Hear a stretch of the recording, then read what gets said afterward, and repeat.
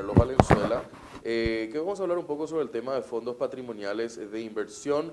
Hay mucho que aprender también sobre esto y le decía justamente antes de entrar al aire a Juan Carlos que tenemos una necesidad de perder un poco el tabú y conocer un poco más porque a veces guardamos el dinero cuando podríamos estar trabajando el dinero.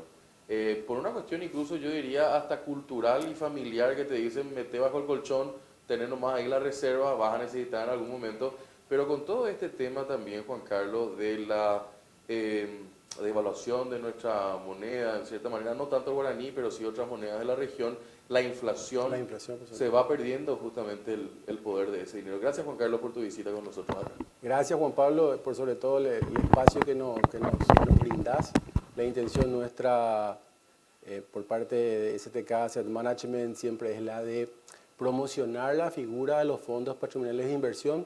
Eso lo venimos haciendo de manera académica a través de la Bolsa de Valores. Venimos desarrollando el módulo de fondos patrimoniales de inversión en el programa de Diplomado en Mercado de Valores que nuestra Bolsa de Valores y Productos de Asunción desarrolla. Este año arrancó con el primer módulo en el primer semestre, el segundo módulo en el segundo semestre. Digamos, es la herramienta de capacitación que tenemos en nuestro mercado para todos aquellos que quieren incursar en ese campo laboral, ¿verdad? Okay. Entonces, la idea nuestra es justamente hablar un poquito de la figura y de su desarrollo aquí en Paraguay, ¿verdad? ¿Y cómo está en ese sentido? ¿Ha evolucionado de un tiempo a esta parte? ¿Nos falta mucho todavía? Y ha evolucionado de gran manera. ¿O sigue siendo un nicho pequeño? Y digamos, esta figura, si vamos a hablar de su crecimiento, de su desarrollo, podemos ya hacerlo ahora y después hablar un poco de la figura, ¿verdad? Sí. Pero tengamos en cuenta que los fondos patrimoniales de inversión, así como son entendidos acá, tenemos antecedentes del 2014 con la primera administradora de fondos que hoy sigue habilitada, en este caso la firma CADIEM, AFPISA o administradora de fondos patrimoniales de inversión, que arranca en 2014 con un fondo mutuo, ¿sí? Un fondo mutuo en guaraníes, que para esa fecha, al momento de arrancar, tenía más o menos, digamos, en dólares tenía 3.1, 3.2 millones de activos bajo manejo, ¿verdad? Para tener una referencia, ese fondo después digamos 5 años después pasa a tener 121 mil millones de guaraníes bajo manejo, ¿verdad? Siempre tomando como ejemplo nada más este fondo de CADIEM, Sí. Al 2020 pasa ya a manejar un monto extremadamente sideral en diferencia, ya hablando de 300 mil millones de guaraníes. Entonces tenemos un crecimiento exponencial de la figura desde 2014 a hoy, no solamente en cantidad de activos bajo manejo, sino también en lo que sería la figura de jugadores que se animaron a entrar en el mercado y por sobre todo la diversidad de productos que se fueron presentando al mercado y que le posibilita al consumidor, al inversor, de acceder a esta alternativa de inversión, ¿verdad? Y ahí en ese sentido lo que vos decís, entraron más jugadores. ¿Tu opinión es esa construcción de la cantidad de jugadores se da sobre un elemento de boca en boca, de mayor promoción? ¿Cómo para entender un poco se dio eso? Bueno, lo que hace a crecimiento, digamos que para nosotros teníamos un marco legislativo. Arranquemos un poco por ahí, ¿verdad? Teníamos un marco legislativo que era la 811/96, la ley de fondos, que ya data de la época del gobierno de Juan Carlos Guasmosi, que vino bajo un modelo chileno a querer desarrollar la figura, pero sin mucho éxito, ¿sí? Eso estamos hablando del año 96. 2014 explota la figura con CADIEM y posterior a eso, al año siguiente se modifica la ley justamente para darle mayor preponderancia a la figura, que es la ley 5452/15, que es la que abre la posibilidad de desarrollar fondos mutuos y fondos de inversión con distintas variables, distintas opciones, y esa ley posteriormente pasa a ser regulada por la Comisión Nacional de Valores, que es la entidad reguladora, ¿verdad? Entonces, ese cambio de ley es lo que, digamos, genera esa posibilidad de desarrollar la figura. Entonces, primero tenemos en cuenta el marco normativo que te mencioné, ¿verdad? Aparte de ello, aparte de CADIEM, en el 2014, vemos otros jugadores que van saliendo de manera, cronológicamente hablando, de la siguiente manera. CADIEM 2014, posterior a eso sale Investor en el año 2017. Sí. Puente hace lo mismo en el año 2018. Detrás ya de Puente vienen las siguientes, vienen en este caso BASA, viene Stake, viene OSTK, viene en este caso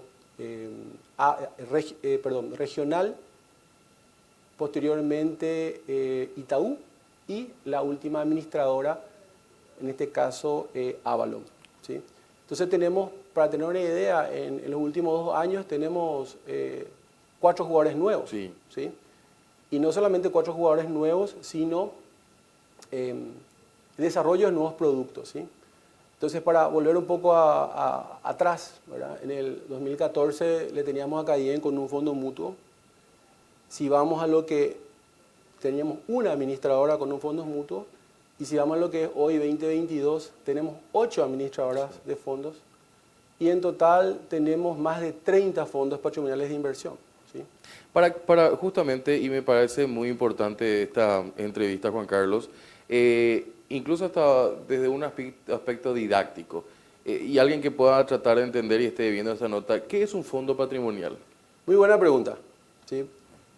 Digamos que los fondos patrimoniales de inversión son aquellos que se conforman con el aporte monetario o monetario, en este caso de personas físicas o personas jurídicas.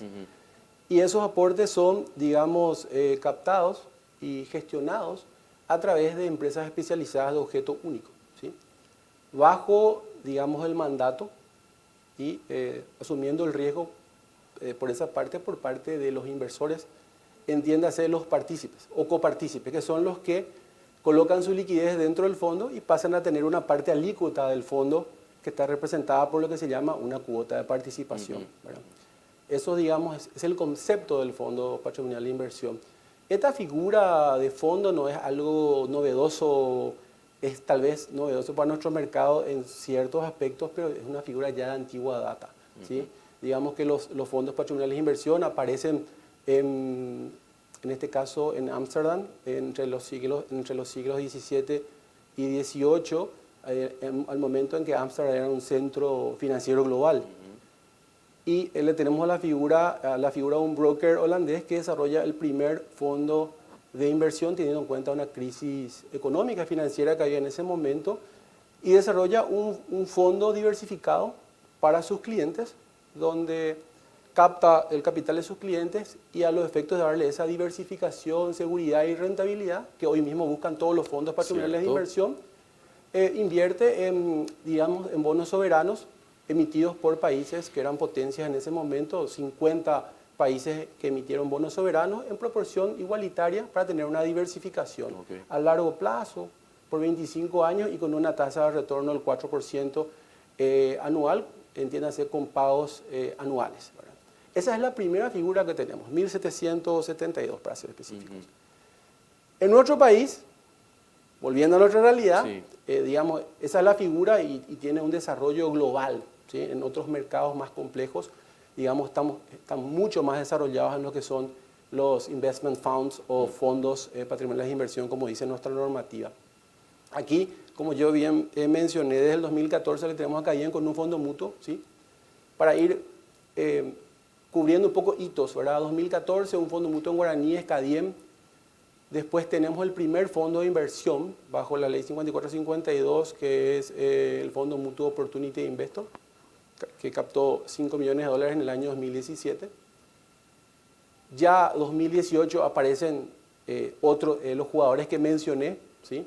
ya con distintos tipos de fondos mutuos, tanto en guaraníes como en dólares, así como distintos fondos de inversión en guaraníes como en dólares, cubriendo de manera amplia y diversificada lo que se llama el activo subyacente, en qué invierte el fondo. Entonces vemos fondos patrimoniales de inversión que, por ejemplo, en el caso de los fondos mutuos, que invierten en papeles, fondos money market, invirtiendo en CDAs, en emisiones de acciones, ¿sí? O en bonos del tesoro soberano, de manera a generar un portfolio diversificado para los inversores, ¿sí? Es lo que hace a fondos mutuos.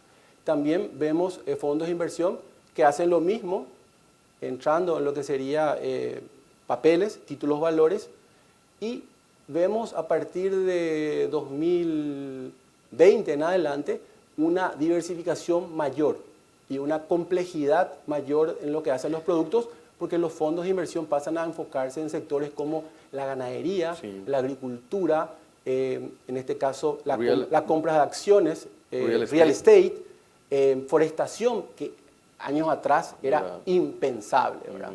Entonces, no solamente vemos una evolución en cantidad de partícipes o jugadores, vemos una evolución en el tipo de productos, en la complejidad de los mismos.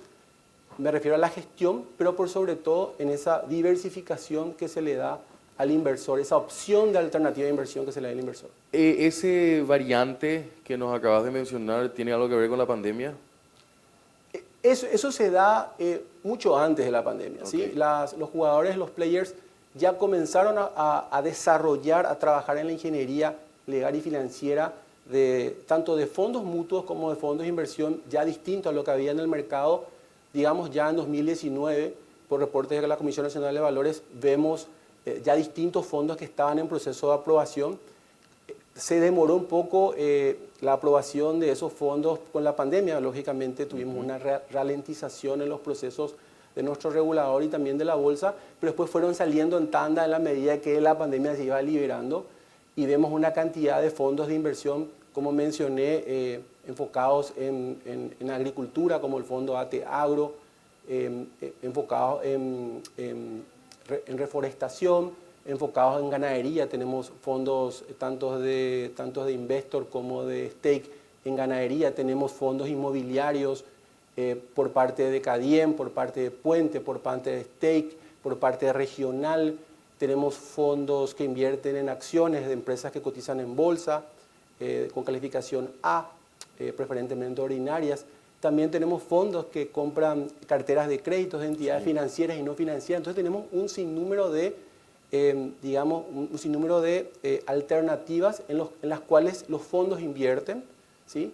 Y eso implica de vuelta una alternativa de inversión dependiendo del apetito de riesgo del inversor. Prácticamente tiene para elegir dentro de las opciones. Hay una cuestión, Juan Carlos, que me parece importante. Te decía que ayer estábamos hablando aquí en este espacio en 5 Días Televisión con Jan González de Regional. Así es.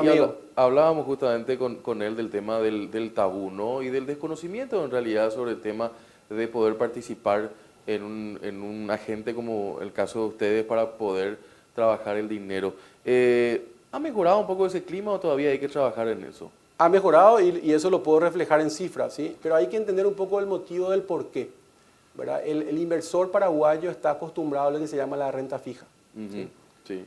El sistema financiero le acostumbró a lo que es la renta fija y se va para explicar qué es la renta fija, justamente. Y la renta fija implica que un producto financiero en el cual invierte le genera una tasa de retorno específica, ¿verdad?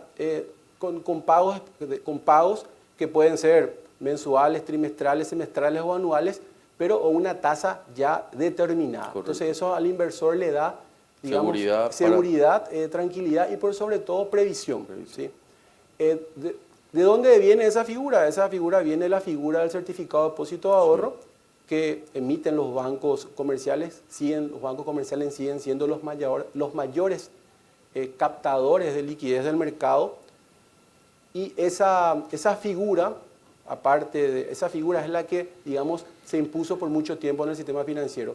Luego vienen las emisiones de bonos y acciones, algunas emisiones también con renta fija, y a partir de ahí vienen digamos, las emisiones de productos financieros con renta variable.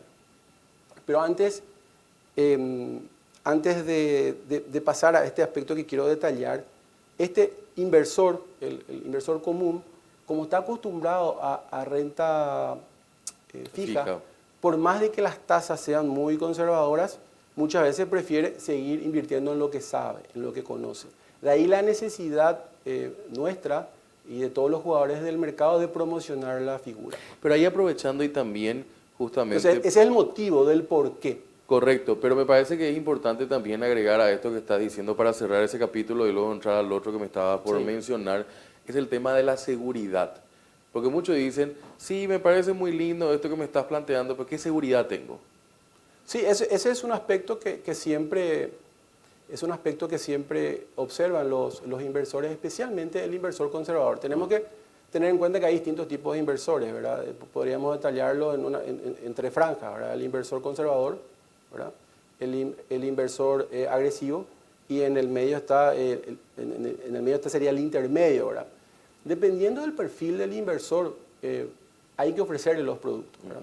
En el caso de un inversor conservador, precisamente un fondo de inversión con renta variable, precisamente no es el producto para él. Probablemente el producto para él sea un producto de renta fija, como el caso de un CDA, emitido por un banco con una calificación de riesgo triple B, como mínimo, ¿sí? Con una tasa competitiva y a mediano o largo plazo, dependiendo de lo que precise el inversor y el acceso a liquidez que requiera. Por otro lado, la alternativa a ese producto CDA serían los fondos mutuos, puntualmente.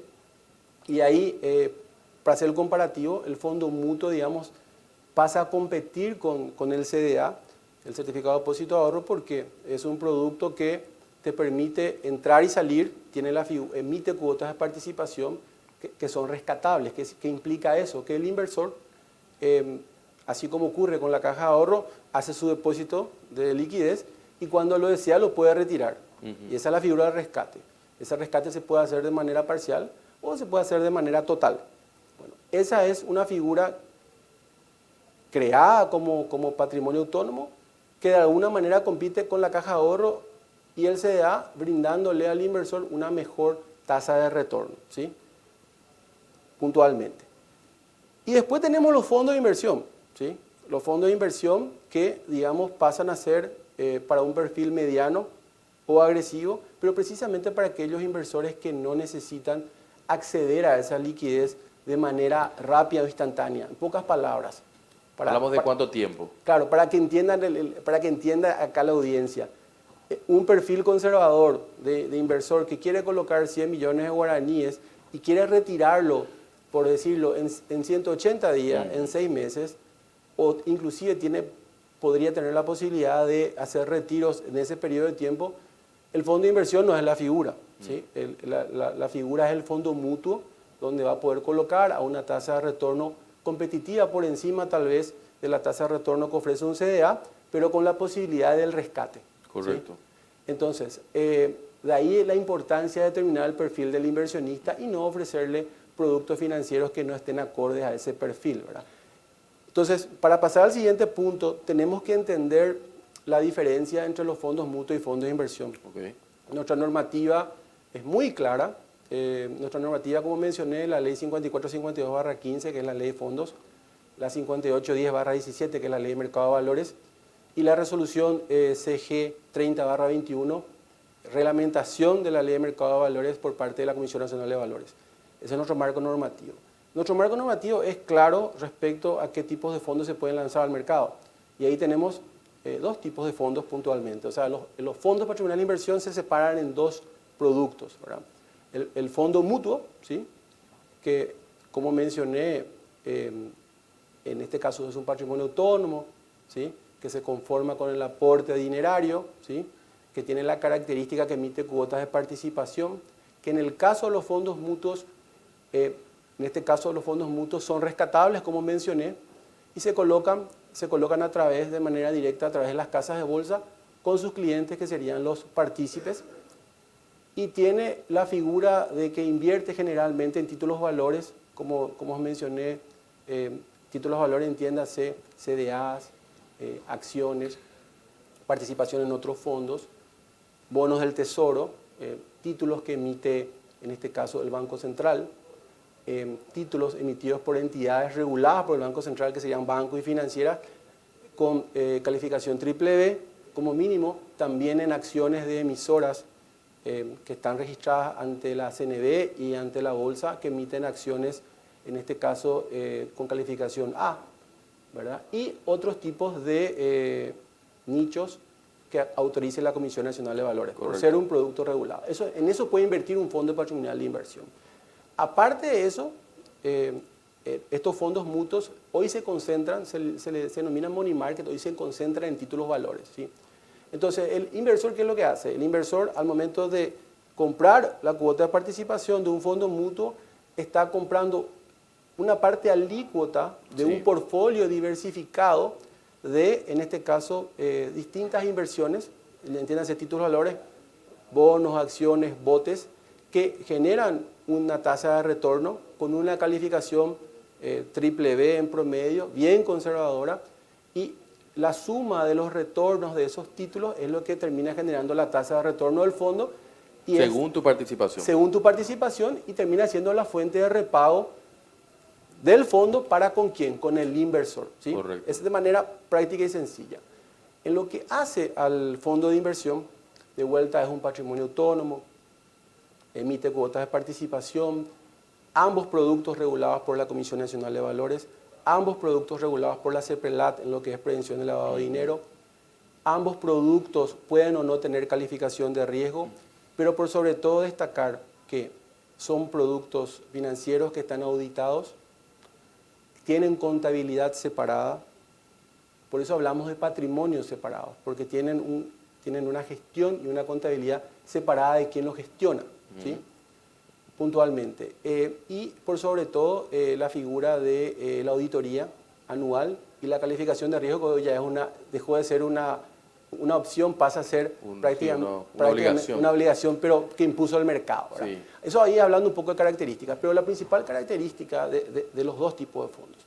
Pero la característica principal que tienen los fondos de inversión versus los fondos mutuos, aparte de ser para un perfil de inversor distinto, es que emiten cuotas de participación, pero esas cuotas de participación no son rescatables. ¿Qué significa eso? Que Juan Pablo invierte dentro del fondo y no va a poder pedir el rescate. Si quiere salir de su posición dentro del fondo, se aplica lo que se llama salida de mercado secundario. Para entenderlo de manera sencilla, cuando Juan Pablo compra participación dentro de un fondo de inversión, lo hace a través del mercado primario. Sí. Si quiere salirse del fondo a los 2 años y cobrar los beneficios, entiéndase los rendimientos de su capital, más de su capital acumulado en ese tiempo, levanta lo que sería su opción de venta en el mercado de valores a través de la bolsa, y otro inversor levanta su posición de compra y ahí, previa negociación, vende su posición a través de una casa de bolsa. Esa es lo que se llama salida a través del mercado secundario. Esa es la manera en que uno ingresa a través de un fondo de inversión, lo hace por intermediación de una casa de bolsa y por intermediación de la bolsa de valores. Juan Carlos, tiempo, porque me queda poco tiempo justamente, pero quiero saber en torno a eso que me estás planteando para cerrar un poco la idea, porque me parece muy importante. ¿Cuánto es un tiempo de fondo de inversión patrimonial? Fondo de inversión patrimonial estamos hablando en promedio, digamos, los fondos mutuos no tienen plazo determinado, son fondos abiertos. Uno invierte, por decirlo así, el fondo del 2014 mutuo de Decadien sigue existiendo después de 8 años. Son fondos abiertos, no tienen una duración determinada. En cambio, los fondos de inversión sí tienen una duración determinada, que en promedio está entre 5 y 10 años para nuestro mercado, ¿sí? A mí me gustaría pasar un poquito a los números del mercado. Me gustaría que la gente un poco entienda, comprenda cómo creció el mercado, pero hablando en números directamente. Correcto. ¿Sí? Entonces, hablamos del 2014, una administradora de fondos Cadien con un fondo mutuo 3.1 millones de dólares. ¿Sí? Hablamos de 2022 al cierre del mes de agosto. En vez de una tenemos 8 administradoras de fondos. ¿Sí? En vez de un fondo patrimonial de inversión tenemos más de 30, ¿sí? Más de 30, 37 exactamente. diversificados entre fondos de inversión y fondos mutuos guaraníes y dólares, pero hablemos de los números, ¿sí? Hablemos de los números. En este momento tenemos en activos bajo manejo, para los que son fondos patrimoniales de inversión, tenemos más de 653 millones de dólares, ¿sí? Administrados por, en este caso, los players, las administradoras de fondos, ¿sí? Eso si comparamos con el 2014, la diferencia es abismal, 3.1 a 653 millones de dólares, es bastante.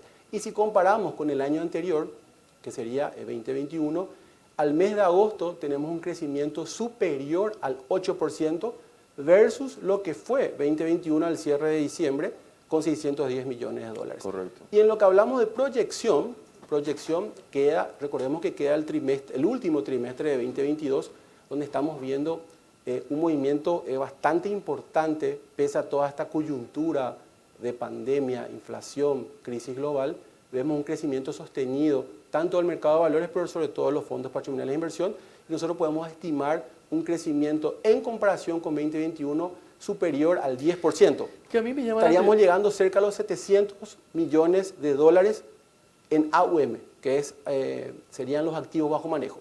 Correcto, y que me sorprende mucho porque definitivamente ante todo este escenario que acabas de plantear, lo que uno, pensando un poco en una lógica básica, guardaría su dinero en el ropero, ¿no? Así es. Pero al final no lo está haciendo.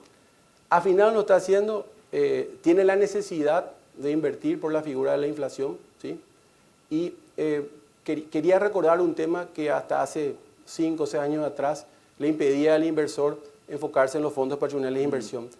El inversor siempre hablaba y sigue hablando de la figura de la garantía, ¿sí? Correcto. Sí, y ahí te decía lo de la seguridad. Y la seguridad. Para retomar ese punto que es crucial.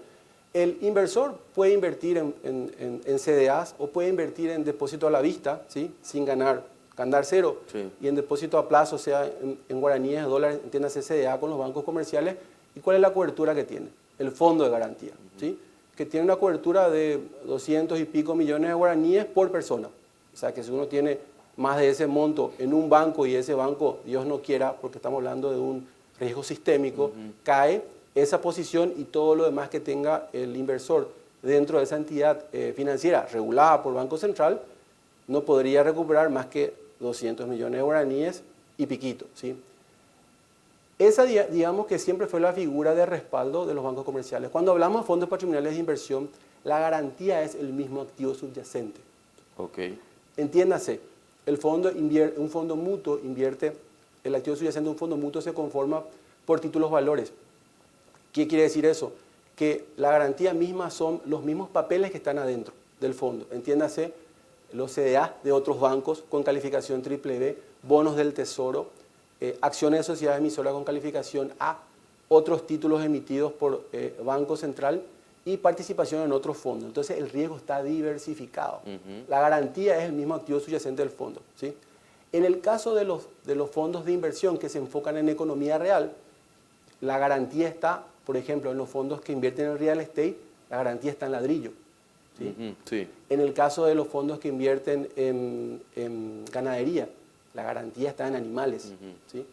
En el caso de la reforestación, la garantía está en los árboles. Y así podemos dar distintos ejemplos. Entonces, esa es la cobertura que brindan los fondos. Juan Carlos, por último, y agradeciendo mucho tu tiempo, creo que ha sido una nota muy linda para poder entender un poco a profundidad este mundo un poco desconocido para algunos, pero me parece que ya con los números que nos estás dando de gente que se va sumando de a poco, eso de boca en boca, de padres a hijos, durante eso va a ir mejorando también.